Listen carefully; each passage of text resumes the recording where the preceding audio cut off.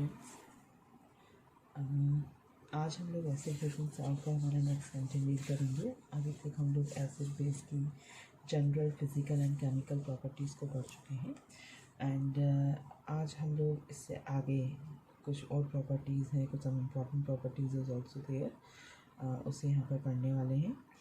तो acid and base के बारे में जो जनरल इंफॉर्मेशन है वो तो हमने गेन की, बट अब हम लोग यहाँ पर स्ट्रेंथ जो हम डिसाइड करते हैं कि किस तरह से एसिड एंड बेस का स्ट्रेंथ डिसाइड होता है, उस स्ट्रेंथ के ऊपर हम लोग बात करने हैं। मीन्स एसिड कितना एसिडिक होगा या बेस कितना बेसिक होगा, इससे डिसाइड करने के लिए यहाँ पर एक पैरामीटर होता है। That parameter is known as pH scale. ठीक है, सो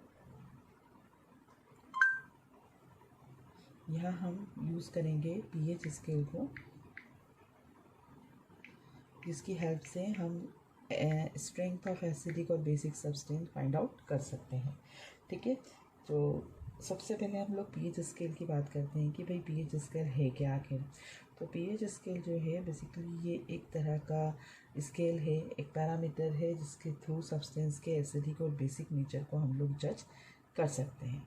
ठीक है, तो इसे सबसे पहले सोरेनसन नाम के जो साइंटिस्ट थे उन्होंने यहाँ पर सबसे पहले डिस्कवर किया था। तो हम फाइंड आउट करना चाहते हैं स्ट्रेंथ ऑफ एसिड और basic substance.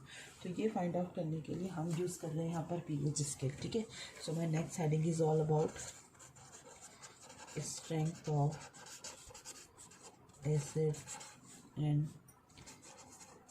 Base solution of substance. ठीक है, तो ये फाइंड आउट करने के लिए हमें क्या करना होगा, देखिए किसी भी सब्सटेंस की जो स्ट्रेंथ होती है उसका एसिडिक और बेसिक बिहेवियर जो होता है वो डिपेंड करता है उसके डिसोसिएशन कांस्टेंट पर। ठीक है, तो एक डेफिनेशन है यहाँ पर, the dissociation constant of weak acid और weak base can be represented as, देखिए सपोज करो मैंने यहाँ पर एक वीक एसिड लिया है। Acetic acid is a weak acid. When acetic acid is dissolved in water under equilibrium it produce acetate ion and hydronium ion. ठीक है, दैट मीन्स कि एसिड ने अपना प्रोटॉन जो है किसे दे दिया, वाटर को दे दिया। तो इस रिएक्शन से पता चल रहा है कि एसिटिक एसिड जो है वो डिसोशिएट हो रहा है, बट पार्शियली हो रहा है। उसमें प्रेजेंट अदर हाइड्रोजन आयन जो है वो डिसोशिएट नहीं हो रहे हैं। So partial dissociation of hydrogen ion जो है ये इंडिकेट कर रहा है कि acetic acid is a acidic substance and in front of this acid water act as a basic substance because it is able to accept the proton from the acetic acid and form acetate ion. तो यहाँ पर ही हमें दो एंटाइटीज़ मिल रही हैं जो कि equilibrium है इसके। अब नेक्स्ट हमें बताया गया है when ammonia react with water. ठीक है, तो हमें क्या मिलेगा, we get ammonium ion plus OH negative ion. ठीक है, तो यहाँ पर क्या हो रहा है, ammonia is basic in nature but in front of ammonia water is acidic. ठीक है, वाटर को ऐसे हम लोग यहाँ मानते हैं कि it is neutral in nature, but water जो होता है ये न्यूट्रल तो है ही, बट न्यूट्रल इसलिए क्योंकि इसमें जितना एसिडिक कैरेक्टर है उतना ही बेसिक कैरेक्टर है। And one more important property of water is that it is able to donate H positive ion and as well as able to donate OH negative ion. मतलब ये acid और base दोनों की तरह behave कर सकता है, डिपेंड्स अपॉन किसके फ्रंट में क्या है ना, ये किसके साथ में या किसके सामने रिएक्शन कर रहा है।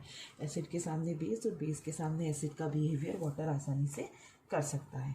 ठीक है, तो यहाँ पर दोनों रिएक्शन यही शो कर रही हैं। अब सपोज करें यहाँ पर हमें डिसोसिएशन कांस्टेंट को शो करना है, तो सपोज करें कि कोई HA नाम का एसिड है ना, suppose HA is a weak acid है या फिर वीक बेस है। वीक एसिड भी हो सकता है या फिर क्या है, वीक बेस है। ठीक है, तो या तो वीक एसिड हो या तो वीक बेस है। इसकी हेल्प से हम डिसोसिएशन कांस्टेंट को रिप्रेजेंट करते हैं इस तरह से, then dissociation constant can be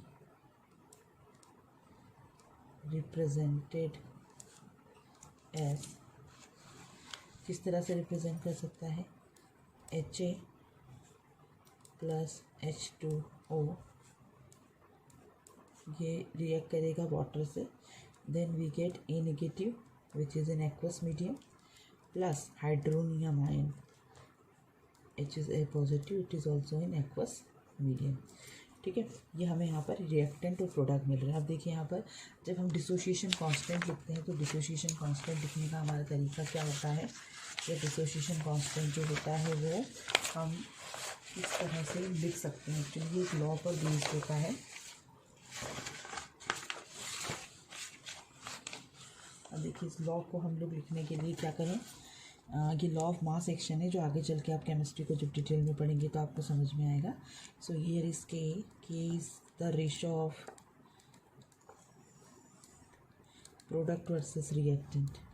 जो रिएक्शन हम लोगों ने लास्ट लिखी उसमें प्रोडक्ट था hydronium ion and A negative ion, and जो हमारा रिएक्टेंट था वो था HA which is a weak acid. ठीक है, तो प्रोडक्ट वर्सेस रिएक्टेंट का जो एक्टिव मास रेशियो होता है वही हमारा डिसोसिएशन कांस्टेंट कहलाता है।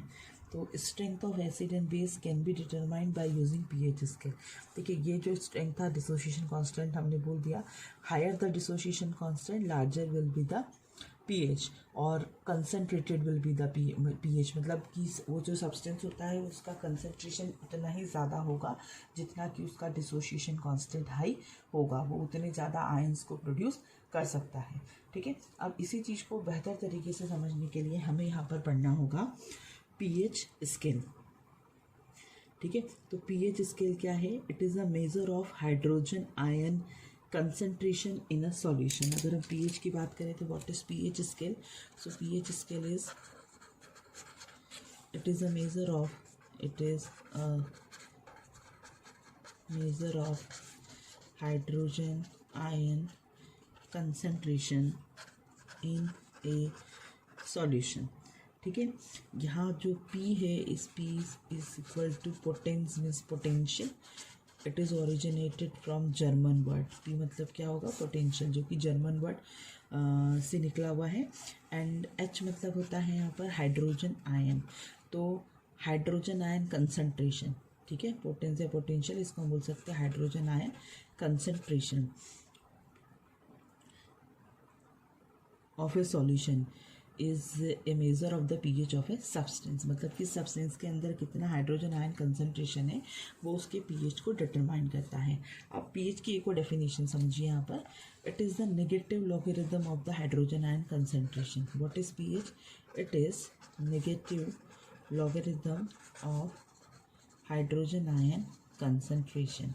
ठीक है, इसे सिंपल फॉर्म में समझने के लिए आप इसे समझ सकते हैं, ये लिखा मैंने pH of a substance is inversely proportional to the hydrogen ion concentration of that substance, मतलब किसी भी सब्सटेंस का pH उस सॉल्यूशन में प्रेजेंट हाइड्रोजन आयन कंसंट्रेशन के इनवर्सली प्रोपोर्शनल होगा। दिख रहा है आपको प्रोपोर्शनलिटी के साइन में H पॉजिटिव नीचे आया है, this indicate the hydrogen ion concentration of any substance is increases then pH decreases, means pH is inversely proportional to the hydrogen ion concentration। ठीक है, अब इस चीज़ को और अच्छे से एक्सप्लेन करने के लिए मुझे यहाँ पर जो सोरेनसन ने स्केल यहाँ पर दिया है, Sorensen is the person who proposed the concept of pH for determining the strength of acid or base। सो यहाँ मैं स्केल को बना रही हूँ, सिंपल फॉर्म में इसका प्रेजेंटेशन यहाँ पर मैं कर रही हूँ। देखिए इसकी पीएच स्केल जो है इसकी रेंज क्या होती है, पीएच स्केल जो है ये स्टार्ट होता है यहाँ पर 1 से एंड इसकी रेंज जो होती है वो जाती है 14 तक। ठीक है, तो सिंपल हम लोग यहाँ पर नंबर लिख रहे हैं स्टार्टेड फ्रॉम 1 to 14। नंबर में लिख रही हूँ 1 2 3 4 5 6 और ये 7, देन 8 9 10 11 12 13 और ये हो गया हमारा 14। ठीक है, यहाँ स्क्रीन पर पूरे नंबर हमें शो हो जाएंगे। अब देखिए मैं एक एक पोर्शन इसका बताती हूँ। बेसिकली सब्सटेंस या तो हमारा एसिडिक होगा या फिर बेसिक होगा। ठीक है, अब देखिए जो रेंज मैं आपको बता रही हूँ, अगर हमारे सब्सटेंस का पीएच, जो सब्सटेंस हम ले रहे हैं उसका पीएच रेंज यहाँ पर 1 से लेकर, ठीक है मैं मार्क भी कर रही हूँ यहाँ पर, 1 से लेकर 6.9 होता है, 1 से लेकर 6.9 होता है, देन सब्सटेंस बिकम एसिडिक। तब सब्सटेंस क्या होता है हमारा एसिडिक। इस कंडीशन में यहाँ से यहाँ जाने पर, है ना, मैं एरो भी इंडिकेट कर रही हूँ आपको, यहाँ से यहाँ जाने पर मतलब जब हम इस डायरेक्शन से इस डायरेक्शन में आ रहे हैं, इस कंडीशन में H पॉजिटिव आयन कंसंट्रेशन जो है वो इंक्रीज़ होता है and OH negative ion concentration जो है वो डिक्रीज़ होता है। इस तरह के सब्सटेंस को हम एसिडिक सब्सटेंस कहते हैं। ये सब्सटेंस क्या कहलाते हैं हमारे, एसिडिक सब्सटेंस कहलाते हैं। ठीक है, और एसिडिक सब्सटेंस को भी बेस्ड अपॉन द पीएच हम दो कैटेगरी में डिवाइड कर सकते हैं। जब हमारा पीएच रेंज सपोज 3 से अबव होता है, लाइक 3 से लेकर 6.9 तक की रेंज में होता है, then the substance is known as weak acid. उस सब्सटेंस को हम लोग क्या बोलेंगे, वीक एसिड। देन बिलो होता है, अगर 3 से बिलो 1 तक हो जाता है, then the substance is known as strong acid. ठीक है, तो स्ट्रॉन्ग एसिड जो होते हैं उनमें H पॉजिटिव आयन को डोनेट करने का पावर ज़्यादा होता है या स्ट्रेंथ ज़्यादा होती है। यहाँ पर मैंने जो नंबर आपको बताया है, ये नंबर हम लोग याद रखें। यदि pH 7 से कम है तो सॉल्यूशन का जो pH है वो कैसा होगा, यहाँ पर लेस देन 7 है तो सब्सटेंस हमारा एसिडिक होगा। ठीक है, ये तीन चीज़ को भी हम लोग यहाँ पर लिखेंगे। एग्जैक्टली 7 पर अगर मैं बात करूँ, मेरी अगला जो चीज़ में लिख रही हूँ दैट इज़ 7 एग्जैक्ट, तो 7 को हम लोग न्यूट्रल बोलते हैं। 7 क्या कहलाता है यहाँ पर, न्यूट्रल। न्यूट्रल मतलब इस कंडीशन में H positive is equal to OH negative, acidity is equal to basicity. ठीक है, अगर हम यूनिवर्सल इंडिकेटर पे देखें तो ये जो न्यूट्रल कंडीशन है उसका कलर यहाँ पर ग्रीन देखने को मिलता है। ठीक, neutral condition is very necessary for any living organism. जितने भी लिविंग ऑर्गेनिज्म हैं उनके अंदर जो सर्वाइवल होता है वो सर्वाइवल सिर्फ यहाँ पर न्यूट्रल कंडीशन के कारण हो पाता है। थोड़ा बहुत फ्लक्चुएशन होता है, मतलब near to the acidic, near to the basic, यहाँ पर फ्लक्चुएशन होता है, बट बहुत ज़्यादा फ्लक्चुएशन जो है वो बॉडी अलाउ नहीं करती है। ठीक है, तो न्यूट्रल कंडीशन हर ऑर्गेनिज्म को मेंटेन करना होता है या near to the neutral condition maintain करना होता है।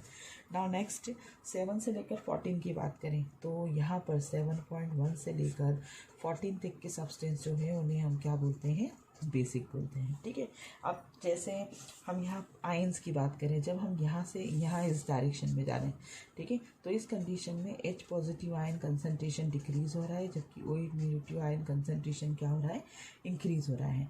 इट इंडिकेट कि एसिडिटी जो है, यहाँ पर एसिडिटी जो है वो डिक्रीज हो रही है, जबकि बेसिक नेचर जो है सब्सटेंस का वो बढ़ रहा है ना। एसिडिटी कम और बेसिक नेचर जो है इस कंडीशन के अंदर बढ़ रहा है। ठीक है, अब जैसे कि दो तरह के मैंने एसिड बताया आपको, स्ट्रॉन्ग एंड वीक टाइप के, सिमिलर वे में दो तरह के बेस भी होंगे।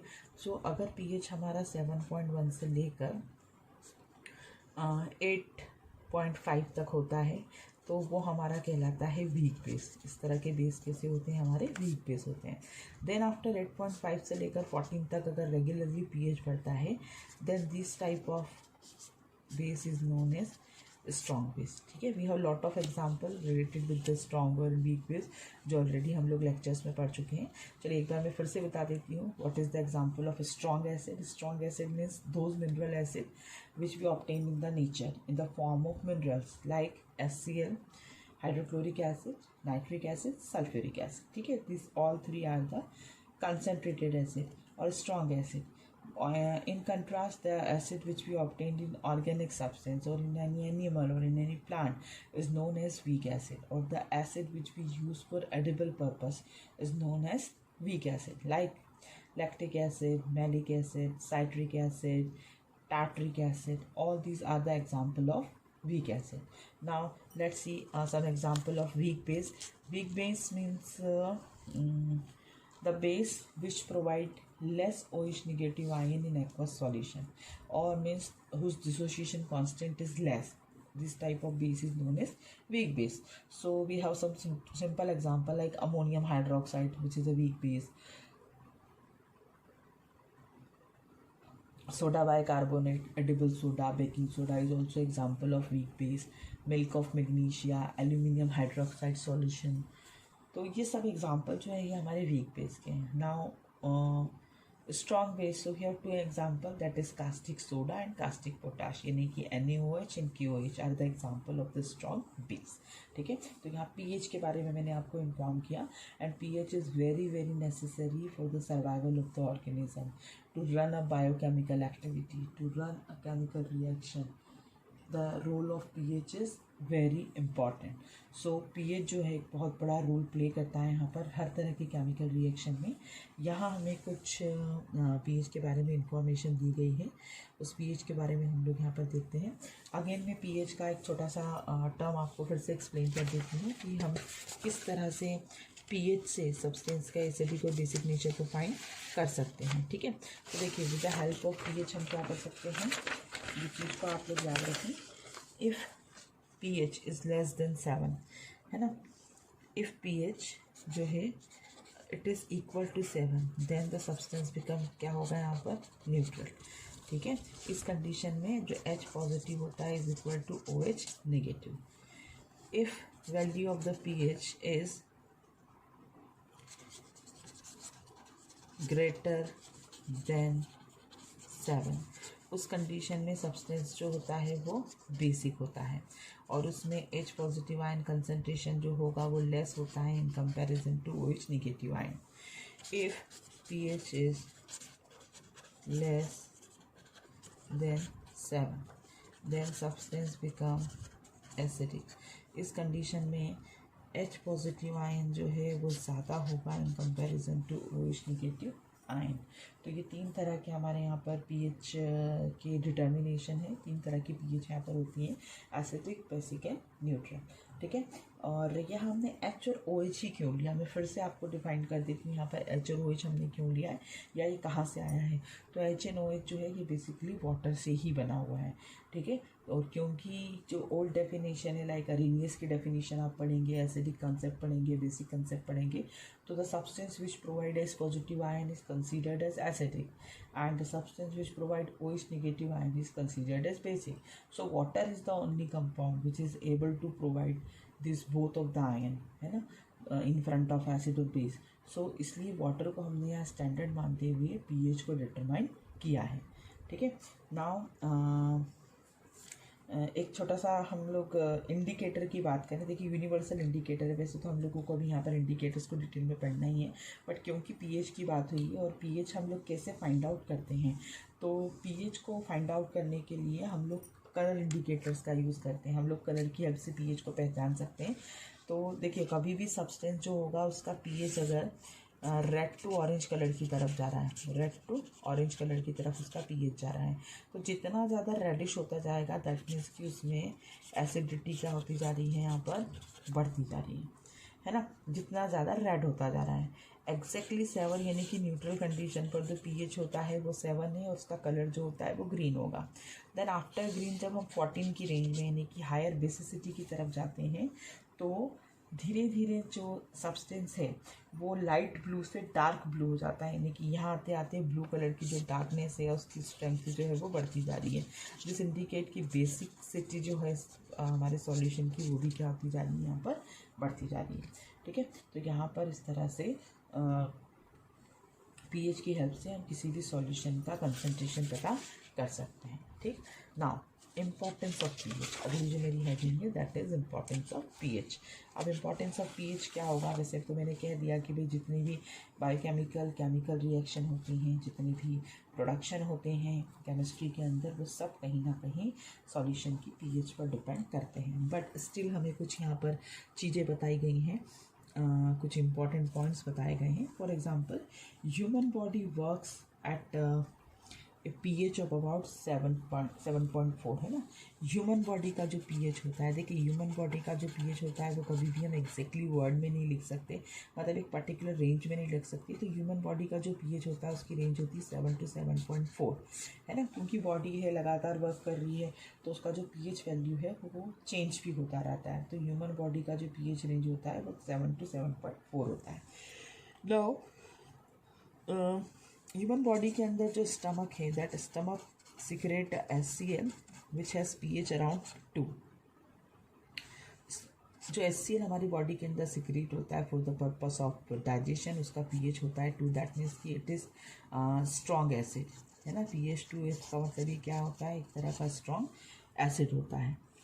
और this strong acid is very necessary for the activation of enzyme.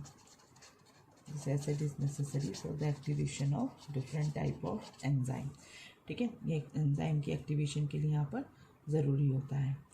And this what is the function of this enzyme, like pepsin enzyme की हम लोग बात करें तो पेप्सिन एंजाइम की एक्टिवेशन के लिए ज़रूरी होता है। And pepsin is a proteolytic enzyme. Pepsin क्या होता है यहाँ पर, प्रोटीन को डाइजेस्ट करने वाला एंजाइम होता है। तो प्रोटीन के डाइजेशन में एंजाइम यहाँ पर हेल्प करता है। So this is the second major function of the acidic substance और the pH of the body. Now let's see the next importance.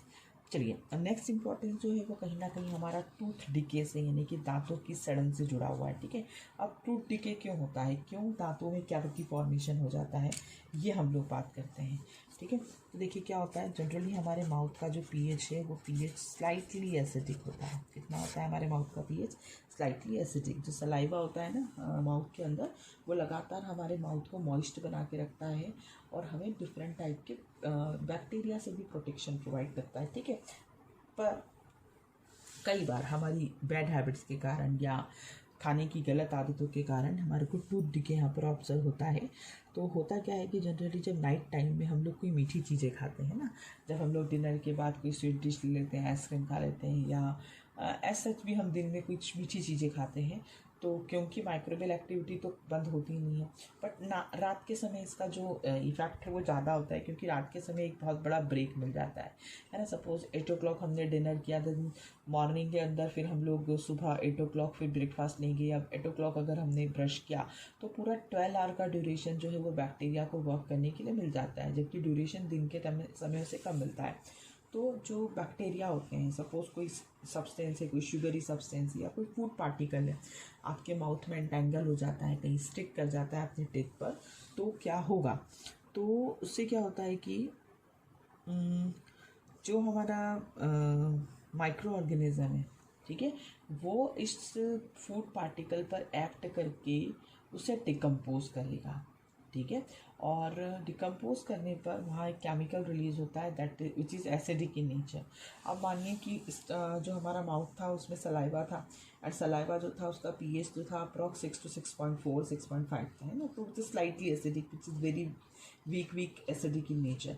But जब माइक्रो ऑर्गेनिज्म ने एक्टिविटी करना शुरू की, तो माइक्रो ऑर्गेनिज्म की एक्टिविटी के कारण क्या हुआ, यहाँ पर जो हमारा माउथ का pH था, वो माउथ का pH जो है वो डिक्रीज़ हो गया। ठीक है, यहाँ पर मैं बोल रही हूँ कि इन द नाइट टाइम जो शुगर सब्सटेंस हमारे टीथ पर स्टिक कर जाता है, ये शुगर सब्सटेंस या शुगरी जो पार्टिकल होते हैं, इन्हें इन पर माइक्रोबियल एक्शन होता है ना, शुगर सब्सटेंस पर कौन करता है, यहाँ पर माइक्रो ऑर्गेनिज्म एक्ट करते हैं, रिजल्टिंग उन्हें ब्रेक कर देते हैं। ब्रेक करने के कारण क्या रिलीज़ होता है, एसिड रिलीज़ होता है, and due to release of acid यहाँ पर pH क्या हो जाता है, डिक्रीज़ हो जाता है ना। माइक्रो ऑर्गेनिज्म के कारण माइक्रो ऑर्गेनिज्म रिएक्ट करते हैं, तो वो ब्रेक करते हैं उसे और सब्सटेंस को, जो भी फूड पार्टिकल है, रिजल्टिंग वहाँ एसिड रिलीज़ होता है, एंड एसिड के कारण माउथ का जो pH है वो डिक्रीज़ हो जाता है। अब देखिए, यहाँ जब pH डिक्रीज़ हो जाता है तो हमारी दांतों का जो इनेमल होता है ना, हमारी टीथ का जो इनेमल है, जो कि दांतों के वाइटनेस के लिए रिस्पॉन्सिबल होता है, दैट इनेमल गेट कोरोड। ये जो इनेमल हो जाता है वो कैसा हो जाएगा, कोरोड हो जाएगा, मतलब उसका जो शाइनी अपीरियंस है, उसका जो वाइट अपीरियंस है, वो धीरे धीरे यहाँ पर डल पड़ जाएगा। एंड ये जो एसिड होता है ये इतना स्ट्रांग होता है, क्योंकि pH जो है वो लगभग 5.5 तक आ गया है ना, तो 5.5 तक का जो pH आ जाएगा, तो ये इतना स्ट्रांग होता है कि ये हमारे दांतों के इनेमल पर अटैक करके उसे कोरोड कर देता है, यानी कि उसकी जो शाइन है उसका यहाँ पर डिस्ट्रक्शन कर देता है, एंड टूथ डिके की जो प्रोसेस है यहाँ पर वो स्टार्ट हो जाती हैं। इसलिए after eating any food particle, है ना, ज़रूरी नहीं शुगरी सब्सटेंस में तो हमें ज़्यादा केयरफुल होना चाहिए। कोई भी फूड पार्टिकल जब आप लेते हैं तो अपने माउथ को थॉरोली हमें वाटर से रिंस करना चाहिए, ताकि कोई भी फूड पार्टिकल अगर माउथ में एंटेंगल है, रह गया है, तो वो यहाँ जब हम उसको फूड जिसको वाटर का हम लोग सप्लाई दे रहे हैं तो उसमें वो डिज़ोल्व हो जाए एंड टीथ की सरफेस से वो लीव कर जाए। तो ये इम्पोर्टेंस था यहाँ पर पीएच का। अभी तक हम लोग ह्यूमन बॉडी की बात कर रहे थे। Now next importance is related with the other animal. For example सब एनिमल्स एंड प्लांट का हम लोग एग्जाम्पल है, ठीक है। पीएच जो होता है बड़ा प्रोटेक्टिव नेचर का भी होता है। देखिए कैसे, कुछ हनी बीज होते हैं जिनकी स्टिंग अगर वो किसी पर्सन को काटते हैं तो वो एक तरह का एसिडिक सब्सटेंस जो है वो स्किन के अंदर एंटर करा देते हैं, ठीक है। तो जब भी हनी बी हमें काटती है, मधुमक्खी जो होती है किसी पर्सन को काटती है, तो उसमें बहुत ज़्यादा इरिटेशन होता है। क्यों इरिटेशन होता है? क्योंकि उस जो हनी बी का स्टिंग होता है, उस हनी बी के स्टिंग में यहाँ पर, है ना, ये उसका प्रोटेक्टिव एक्शन है कि बाई चांस उन्हें कोई तंग कर रहा है या उनका जो हैबिटेट था, जो हाइव बना हुआ था, उसको किसी ने टच करा, देन वो इरिटेट हो जाती है उस चीज़ से। और हनी भी अपने स्टिंग के कारण एक एसिडिक सब्सटेंस को क्या करती है, ह्यूमन बॉडी में एंटर कराती है, या जिस भी एनिमल को टारगेट करती है एंटर कराती है। तो इस एसिडिक सब्सटेंस के कारण क्या होता है, बहुत ज़्यादा इरिटेशन होता है। ये इरिटेशन इतना स्ट्रांग होता है, या हम कह सकते हैं इसका इफेक्ट इतना स्ट्रांग होता है कि अगर मल्टीपल हनी बी या एक ही हनी बी मल्टीपल टाइम किसी ऑर्गेनिज्म को स्टिंग करता है तो उस पर्सन की उस स्टिंग के कारण यहाँ पर डेथ भी हो सकती है, ठीक है। अलग अलग स्पीशीज़ का अलग अलग इफेक्ट होता है। एंड नेक्स्ट थिंग इज यहाँ पर ये जो एसिडिक इरिटेशन है, या हम कह सकते हैं एसिडिक मटेरियल के कारण जो इरिटेशन हो रहा था, so by rubbing any mild base, है ना, by rubbing any mild base क्या होगा, ये जो इरिटेशन है वो अपने आप खत्म हो जाएगा। दैट मीन्स कि एसिडिक के इफेक्ट को हमने by the application of base यहाँ पर न्यूट्रलाइज कर दिया है, ठीक है।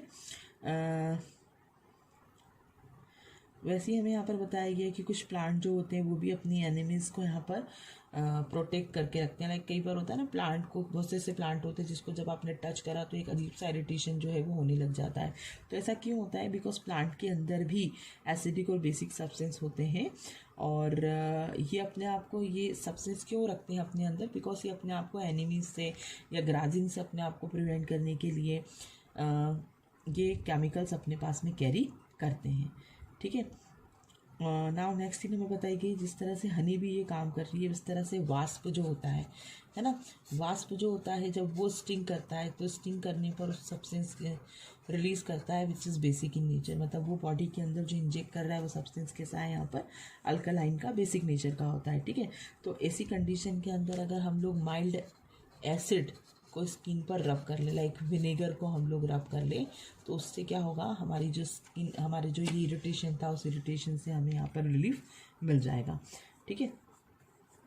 चलिए, ये चीज़ जो मैंने बताई, जैसे ऊपर वाला केस था ना, नॉर्मली एक रेमेडी हम लोग घरों में यूज़ करते हैं कि बाई चांस हमें मधुमक्खी काट लेती है तो हम तुरंत जाकर क्या करते हैं, जो एडिबल सोडा, खाने का सोडा, बेकिंग सोडा, जो भी नाम हम उससे बोलते हैं, उसको ज़रा सा हम लोग वाटर के साथ में मिक्स करके रब कर लेते हैं, दैन उसका एसिडिक इफेक्ट जो है वो कम हो जाता है, ठीक है। तो वास्प स्टिंग जो है वो बेसिक चीज़ है, ये हमें पता होना चाहिए। तो उसके अगेंस्ट कोई भी एसिडिक चीज़ को रब कर लेंगे तो उसके इफेक्ट्स को हम लोग न्यूट्रलाइज कर सकते हैं। Now what is the importance of pH for the soil, ठीक है। तो सॉइल के लिए भी पीएच बहुत ज़्यादा इम्पॉर्टेंट हो जाता है। हर तरह का प्लांट जो होता है वो किसी डेफिनेट पीएच के कारण ही ग्रो कर पाता है, ठीक है। प्लांट जो है वो अपनी बेस्ट ग्रोथ को जब दे पाता है जबकि उसका पीएच जो है वो सफिशिएंट हो, ना, सॉइल पीएच लेवल यहाँ पर प्रॉपर होना चाहिए, तभी हमारा प्लांट जो है यहाँ पर ग्रो कर पाता है। यदि सॉइल बहुत ज़्यादा एसिडिक होगी, बहुत ज़्यादा बेसिक होगी, देन प्लांट जो है वो ग्रो नहीं कर पाएगा, या ग्रोथ होगी भी तो उसकी यहाँ पर प्रॉपर ग्रोथ नहीं होगी। The soil pH is also affected by the use of chemical fertiliser, है ना।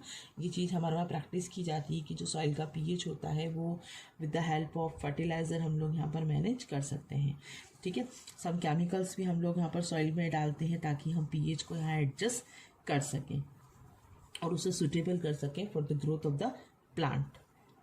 अगर सॉइल बहुत ज़्यादा एसिडिक होगी तो उसे हम लोग क्विक लाइम या स्लैक लाइम डालते हैं। अगर हमारा सॉइल का नेचर कैसा है, यहाँ पर एसिडिक सॉइल है, तो उसको न्यूट्रलाइज करने के लिए या इसके सॉइल को मैनेज करने के लिए हम उसके अंदर क्विक लाइम या फिर हम इसमें स्लैक लाइम का यूज़ करते हैं, जिसके कारण पीएच जो है हमारा वो मैनेज हो जाता है। ठीक है। अगर हमारा सॉइल बहुत ज़्यादा अल्कलाइन होगा, है ना, सॉइल का नेचर कैसा होता है अगर अल्कलाइन, तो इसे रिड्यूस करने के लिए हम लोग क्या करते हैं, इसमें